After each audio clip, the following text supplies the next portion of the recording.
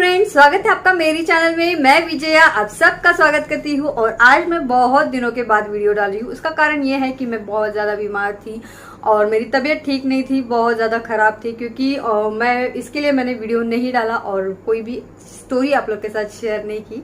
तो आज मैं हॉन्टेड स्टोरी आप लोग के साथ शेयर करने वाली हूँ, जो कि बहुत अच्छी है और एक अंकल आंटी की है, जो कि स्टोरी बहुत बहुत बहुत अच्छी है। तो वीडियो को लास्ट तक देखना। और अगर मेरे चैनल को सब्सक्राइब नहीं किया है तो प्लीज चैनल को सब्सक्राइब करें, वीडियो को लाइक करें और कमेंट बॉक्स में मुझे जरूर बताना कि स्टोरी कैसी लगी। ओके, तो चलिए वीडियो को शुरू करते हैं। होता क्या है कि एक शहर होता है, और ऐसा नहीं कि छोटा मोटा शहर होता है, बहुत बड़ा शहर होता है। और उस शहर में एक हस्बैंड वाइफ और उनके 3 बच्चों के साथ बहुत ज़्यादा खुश होते हैं। उनके जो सास ससुर देवर देवरानी वो सब अलग रहते हैं। उसके बाद होता है ये कि जो वो अंकल आंटी जो थे ना, उनके 2 बेटे और 1 बेटी थी उनको। तो जो बेटे और बेटी जो थी वो बहुत ज़्यादा बड़े हो गए थे। ऐसे भी नहीं कि वो छोटे थे, बड़े हो गए थे। लेकिन बहुत पहले से ही किसी और के मन में ये चल रहा था कि इनको मारना है या इनको खुश नहीं देखना है। इनका जो भी अच्छा हो रहा है वो नहीं देख पा रहे थे कोई तो। लेकिन पता नहीं था उन लोग को पता नहीं था कि हमारे पीठ पीछे कोई ये सब प्लानिंग कर रहा है हमें मारने की या हमें दुखी देखने की। तो ये सब हो रहा था। लेकिन वो अंकल आंटी को बिल्कुल भी खबर नहीं थी इस बात की कि हमारे भी कोई दुश्मन हो सकते हैं। अगर देखो, अगर हमसे भी कोई अच्छे से बात करे तो हम ऐसा तो नहीं बोल सकते कि अरे ये हमारे पीछे कुछ कर रहा है, हमारे पीछे ये मतलब कोई षड्यंत्र रच रहा है या हमारा दुश्मन है, ऐसा हम भी नहीं बोल सकते। वैसे ही उस घर में भी हो गया उनके साथ। तो बहुत दिन ऐसे ही दिन चले गए और उनके रिश्तेदार जो है वो घर में आते जाते रहते थे। इसके लिए उनके आंटी जो है उनके दोस्त आते जाते, मतलब औरत लोग जो एजड रहते हैं उनके दोस्त आते जाते रहते थे। और उनके जो फैमिली मेंबर थे वो भी आते जाते रहते थे, जो रिलेटिव थे वो भी आते जाते रहते थे। ऐसे ही बहुत बच्चे बड़े होने के बाद भी एक दिन ऐसा हुआ कि वो आंटी जो है ना, उनका सर में बहुत ज़्यादा दर्द हो रहा था। उसकी वजह से वो सुबह बहुत जल्दी उठ गए, सुबह 5 बजे उठे, पूरा घर का काम वगैरह किया। और देखो, कोई भी औरत रहती तो पहले तो काम फिनिश करना पड़ता है, उसके बाद ही कोई डिसीजन ले सकता है। मतलब कहीं जाना हो, आना हो, कुछ भी हो, वो सब करते हैं बाद में। तो उन्होंने पूरा काम वो आंटी ने ख़त्म कर लिया, ऊपर का भी नीचे का भी सब काम ख़त्म कर लिया। और उसके बाद वो आंटी डॉक्टर के पास चले गए कि मेरे डॉक्टर के पास जाने के टाइम वो रिक्शा करके डॉक्टर के पास चले गए। तो डॉक्टर को बोले कि डॉक्टर, मेरे सर में अचानक से बहुत ज़्यादा दर्द हो रहा है, मतलब 4-5 दिन से बहुत ज़्यादा दर्द हो रहा है, तो सहन नहीं हो रहा है मुझसे, इतना ज़्यादा दर्द हो रहा है, ऐसे बोले वो आंटी। उसके बाद वो डॉक्टर ने दवाई वगैरह दी, जो टेस्ट रहता है उनका वो सब कुछ किया। वो आंटी घर पे आए और घर पे आने के बाद खाना खाए, आराम किए, सोए। और रात जैसे ही होती, मतलब जैसे ही शाम होने का टाइम हुआ, उनके हस्बैंड आ गए। उनके जो बच्चे काम पे चले गए थे वो बच्चे लोग आ गए। बेटी थी, वो बेटी तो घर पे ही थी। लेकिन उसके दूसरे दिन हुआ ये कि वो आंटी ने जैसे ही रोज उठते थे मॉर्निंग के टाइम, वैसे उठ के काम वगैरह सब करके रेडी होके बैठे थे घर में। 12 बजे का टाइम था। ठीक 12 बजे उनके साथ जो होने वाला था उनको भी नहीं पता था कि ये मेरे साथ होने वाला है। अभी जो बता रही हूँ मैं आपको, वो बिल्कुल मतलब किसी को नहीं पता था कि ये होने वाला है। मतलब जो होता है वो किसी को पता भी नहीं चलता है वैसे भी। तो आंटी आराम से बैठे थे और वो मतलब एक क्या बोलते हैं उसको, एक बहुत बड़ी चौल थी। उस दिन उस चौल में कोई भी नहीं था। सब कोई खेत में चला गया था, कोई जॉब पे चला गया था, कोई मतलब कोई गांव चला गया था, कोई बाहर चला गया था, ऐसे ही था। मतलब गर्मियों का टाइम था, मई महीना चल रहा था, मई का। और उसी टाइम में कोई भी उस चौल में नहीं था और वो आंटी अकेले घर में थी। उनकी जो बेटी थी वो भी अपने मामा के पास चली गई थी और जो बेटे थे वो काम पे चले गए थे, हस्बैंड थे वो भी खेत में चले गए थे। वो आंटी की तबीयत खराब थी, इसकी वजह से वो आंटी घर पे ही थी। पता नहीं किसी और मतलब कैसे तो मालूम पड़ गया। और उसके बाद उनके जो रिलेटिव्स है, मतलब उनके हस्बैंड के रिलेटिव अचानक से घर पे आ गए। जो कभी सालों साल तक बात नहीं करते थे वो घर पे आ गए। और घर पे आने के बाद कुछ तो उन लोगों में बातचीत ऐसी हुई कि उस बातचीत में झगड़ा हो गया, और झगड़े में मतलब वो 4-5 औरत लोग एक ही साथ गए, वो आंटी अकेले थे। फिर वो मतलब खेत की वजह से कुछ ऐसे ही झगड़ा चालू था उन लोगों में, इतना तो कुछ पता नहीं था, लेकिन खेत की वजह से ही झगड़ा चालू था। उसके बाद वो बातचीत में झगड़ा चालू हो गया और झगड़े में हाथापाई भी होने लगी। तो 5 औरत लोग, वो 5 लोग थे और वो आंटी अकेली थी। तो वो आंटी को वो इतना मारने लगे कि वो आंटी को कुछ समझ में ही नहीं आया कि क्या करे। और पहले से ही वो आंटी का सर बहुत ज़्यादा दुख रहा था, और उसके बाद जो औरत लोग थे, वो औरत लोगों ने उनको सर पे ही मारा। तो वो आंटी को पता नहीं क्या हो गया, मार के उनके मतलब अजीब सा हो गया उनको। फिर वो एडमिट हो गए, और एडमिट होने के बाद भी, और जिस दिन एडमिट हो गए उसी दिन उनकी डेथ हो गई।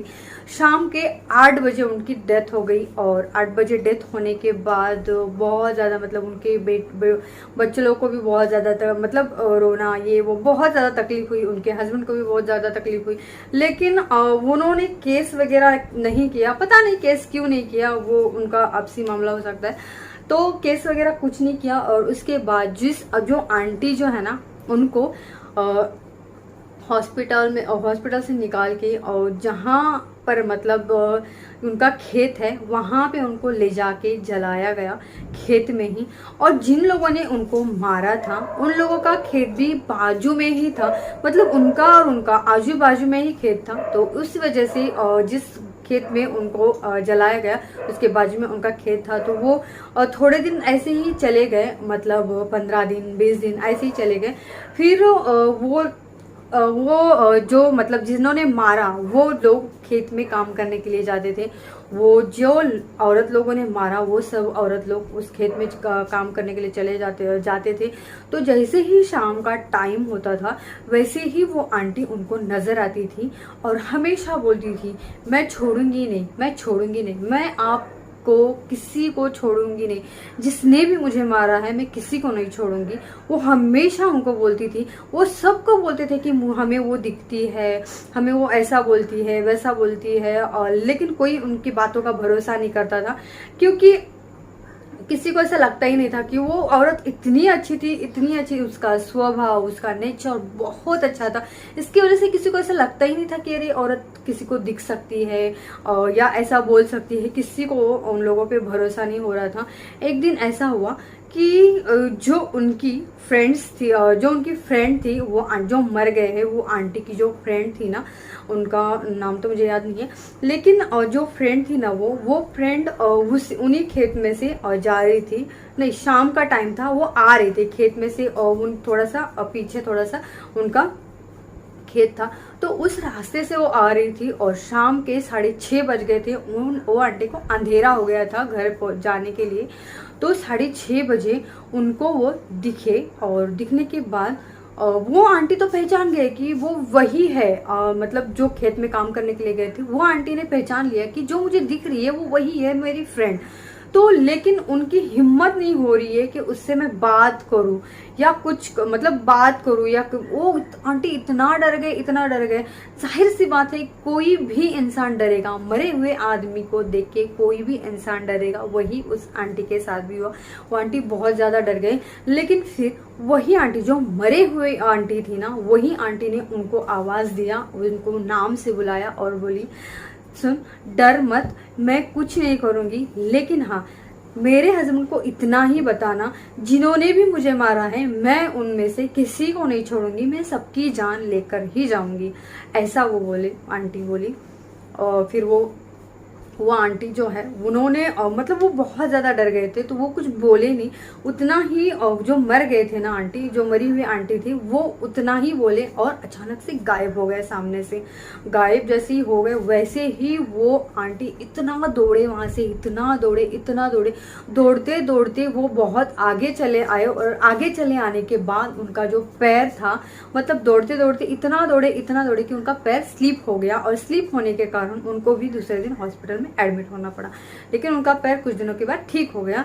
उसके बाद जो मतलब जिस आंटी ने जो औरत लोग लेके गए थे उस आंटी को मारने के लिए, वो आंटी उस खेत में चले गए और खेत में जाने के बाद अचानक से उनको वो दिखी और वहीं पे उनको हार्ट अटैक आ गया।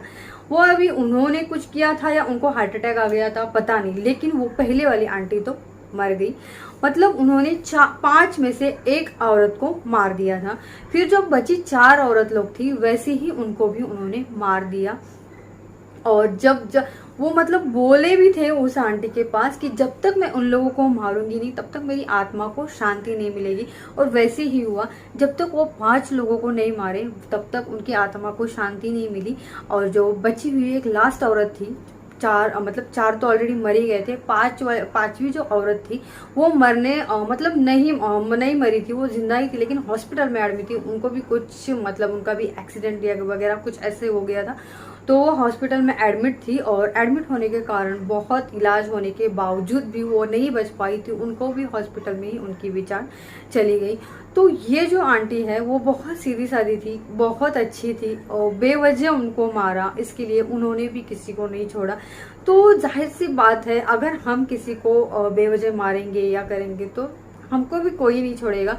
तो ये थी हमारी आज की स्टोरी। कैसी लगी आपको मुझे कमेंट बॉक्स में मुझे ज़रूर बताना, क्योंकि मेरे हिसाब से तो ये स्टोरी बहुत अच्छी है और हार्ट टचिंग है। क्योंकि ये जो स्टोरी है वो मेरे सामने हुई है, इसकी वजह से मुझे पता था तो मैंने आप लोग के साथ भी शेयर किया। तो ये स्टोरी में मतलब अभी ये ख़त्म ही हो गई है, तो ये स्टोरी मैं यहीं पे ख़त्म करती हूँ और मिलती हूँ अगली स्टोरी के साथ। और हाँ, नेक्स्ट टाइम से एक दिन छोड़ के मैं स्टोरी शेयर करने वाली हूँ आपको। हो सकता है कि मैं डेली भी आप लोग के साथ कोई स्टोरी शेयर करूँ, लेकिन कुछ दिनों के बाद मतलब कुछ दिन पहले मेरी तबीयत ठीक नहीं थी, इसकी वजह से मैं कोई स्टोरी आप लोग के साथ शेयर नहीं कर पाई। उसके लिए मैं तो माफ़ी चाहती हूँ और ये वीडियो यहीं पे समाप्त करती हूँ। अच्छा लगा तो सब्सक्राइब करना चैनल को और शेयर भी करना और लाइक भी करना। ओके, तो मिलते हैं नेक्स्ट वीडियो में, तब तक के लिए बाय।